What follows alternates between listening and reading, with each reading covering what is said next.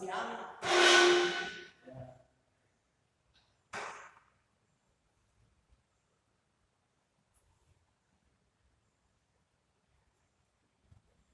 Saya absen dulu ya anak-anak.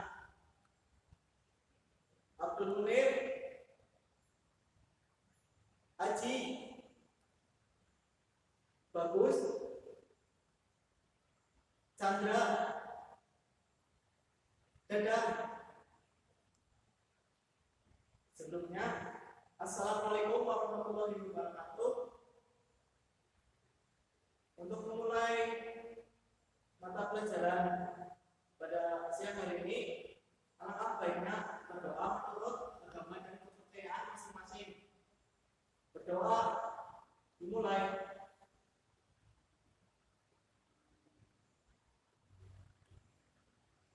Selesai. Ya, pada siang hari ini kita akan belajar tentang kesehatan reproduksi. Ada yang sudah tahu apa itu kesehatan reproduksi? Barangkali ada yang tahu, silakan bisa menjawab. Acungkan tangan.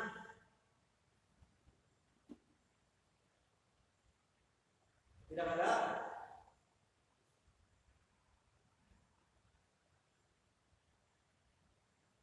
Tujuan pada pembelajaran kali ini kita akan belajar tentang perbedaan reproduksi laki-laki dan perempuan. Kemudian fungsi-fungsi dari sistem reproduksi laki-laki dan perempuan. Kemudian yang terakhir kelainan yang ada pada sistem reproduksi laki-laki dan perempuan. Ya, kita lihat di sebelah ada slide PPT terkait gambar sistem reproduksi laki-laki dan perempuan.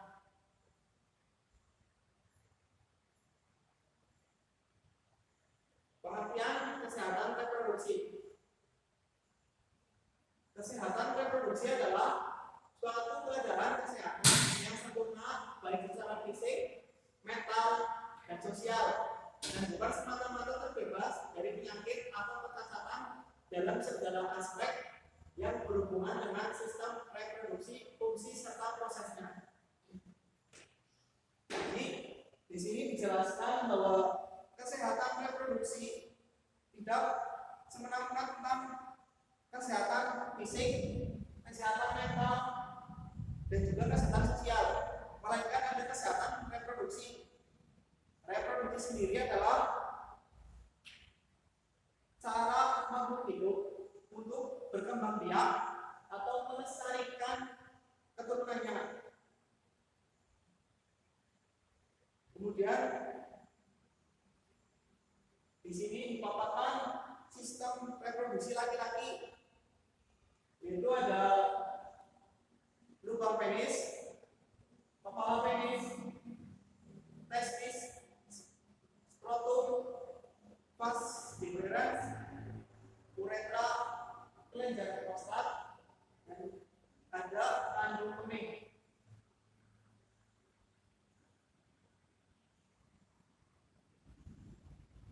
Kemudian fungsi-fungsi dari penyusun organ reproduksi laki-laki.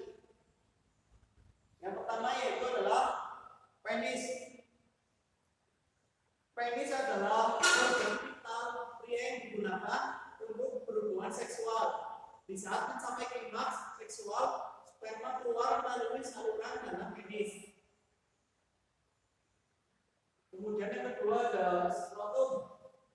Skrotum adalah kantung kulit yang membantu pada pagar penis.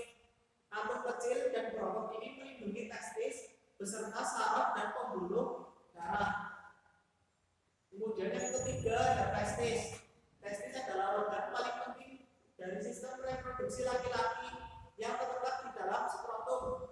Testis merupakan kelenjar di mana sperma dan testosteron diproduksi. Jadi pada testis sebagai kelenjar di mana sperma dan testosteron diproduksi pada testis merupakan terdapat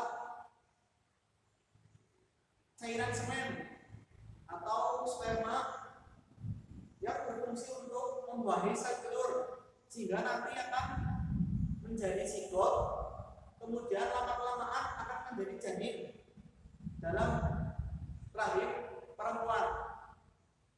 Kemudian yang keempat ada vas deferens. Vas deferens berfungsi sebagai penghubung antara epidermis dengan kantong sperma dan sebagai tempat penyimpanan sperma sebelum dikeluarkan melalui penis. Kemudian ada uretra. Uretra merupakan saluran sperma dan urin.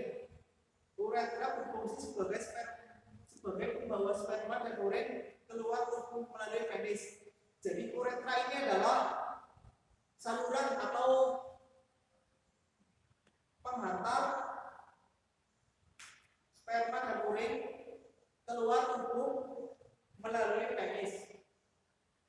Jadi ibaratnya uretra itu sama seperti selang menghantar air menuju tempat tertentu. Kemudian kantung kemih. Kantung kemih merupakan tempat penampungan urin. Jadi urin ditampung dalam kantung kemih sebagai cairan-cairan yang tidak dibutuhkan dan berisi racun-racun yang tidak dibutuhkan oleh tubuh. Kemudian ada kelenjar prostat. Fungsinya adalah untuk mengeluarkan dan menyimpan sejenis cairan yang menjadi 2/3 bagian dari air mani. Kita lihat di samping ada anatomi dari sistem reproduksi perempuan. Di sini terdapat vagina, ovarium, rahim, dan juga tuba Fallopi.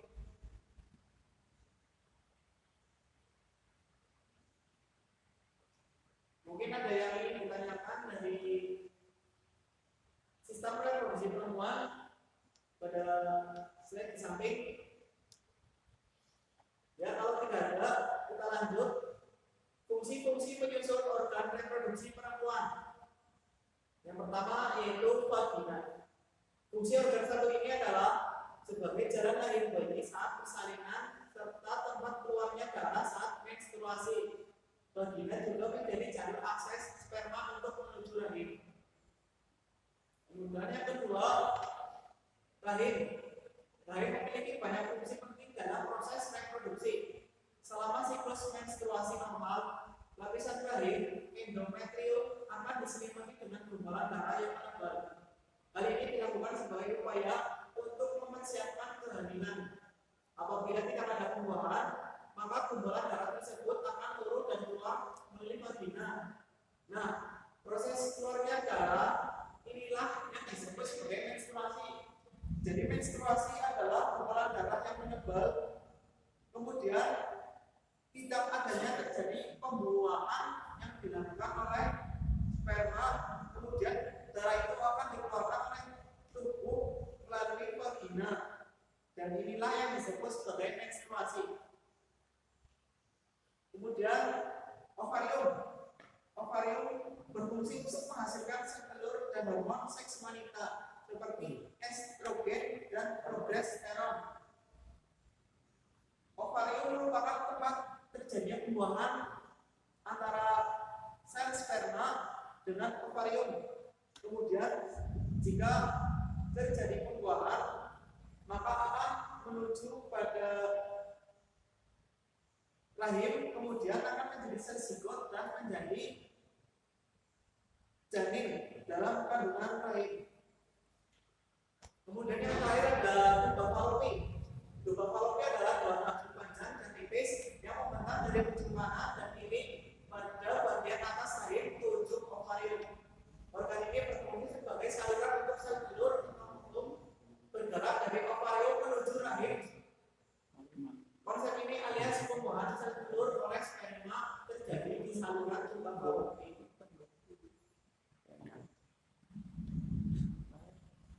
Kemudian kelainan reproduksi pada laki-laki. Yang pertama ada kanker prostat, merupakan kelainan yang sering terjadi pada sistem reproduksi pria. Namun, pria juga dapat mengalami sakit testikular dan kanker penis. Penanganan untuk kanker prostat tergantung pada usia. Jadi, pada penanganan kanker prostat itu melihat usia, tingkat keparahan penyakit, dan kondisi kesehatan pasien lainnya. Penanganan yang paling umum pada kanker prostat adalah operasi, terapi radiasi, dan treatment hormonal. Kemudian yang kedua adalah disfungsi ereksi, merupakan suatu kondisi yang biasanya mengakibatkan sekitar 1 dari 10 pria yang mengalaminya dalam jangka panjang. Penyakit ini dapat berhubungan dengan penyakit vaskular dan kelainan saraf seperti multiple sklerosis, trauma, dan masalah psikologi. Kemudian yang ketiga adalah prostatitis, yaitu semacam pembengkakan atau inflamasi pada kelenjar prostat dan dapat menyebabkan rasa sakit atau kesulitan buang air kecil dan ejakulasi atau pengeluaran sperma. Hampir setengah dari seluruh pria pernah mengalami gejala prostatitis beberapa kali selama hidupnya. Kemudian ada kelainan pada sistem reproduksi pada perempuan. Yang pertama, kanker ovarium. Terdapat banyak bagian organ dari sistem reproduksi wanita yang bisa dipengaruhi oleh kanker. Pada wanita, kanker dapat menyerang uterus, ovarium, payudara, dan cervix. Kanker ovarium diketahui memiliki akibat yang lebih buruk dibanding kanker lainnya pada organ reproduksi. Karena kanker ovarium ini dapat terdeteksi saat sudah berkembang dengan signifikan, tidak ada standar screening untuk kanker ovarium sehingga sulit dideteksi dari ini. Kemudian yang kedua ada kanker cervix. Untuk deteksi kanker cervix dapat dilakukan dengan 2 metode. Yang pertama, tes pap smear.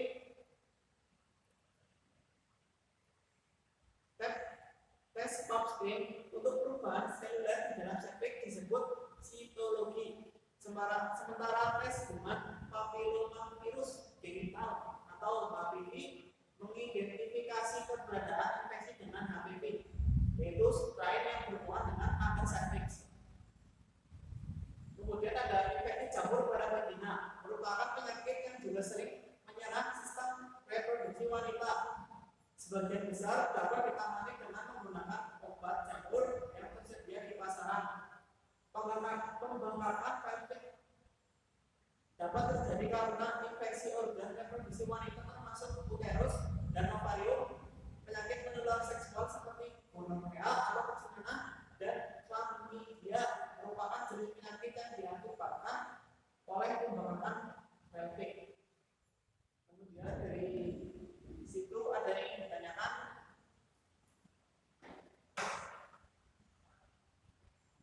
kalau tidak ada, saya akan memberikan tugas kepada masing-masing kelompok untuk mencari di internet terkait anatomi dan fungsi dari organ-organ penyusun sistem reproduksi laki-laki dan perempuan dan kelainan yang sering terjadi pada sistem reproduksi. Silakan mencari di internet lengkapnya. Kemudian untuk tugas pembuatan PPT dan makalah, mengingat waktu yang sudah habis, maka tugas yang sudah diberikan untuk dikerjakan di rumah dan dikumpulkan di pertemuan selanjutnya. Dari kesimpulan keseluruhan fungsi dari organ-organ serta fungsi perempuan dan laki-laki, kemudian kelainan-kelainan yang ada pada reproduksi laki-laki adalah terkait reproduksi atau organ-organ yang berfungsi pada proses reproduksi, yaitu pembuahan atau berkembang biak, membuat keturunan. Cukup sekian.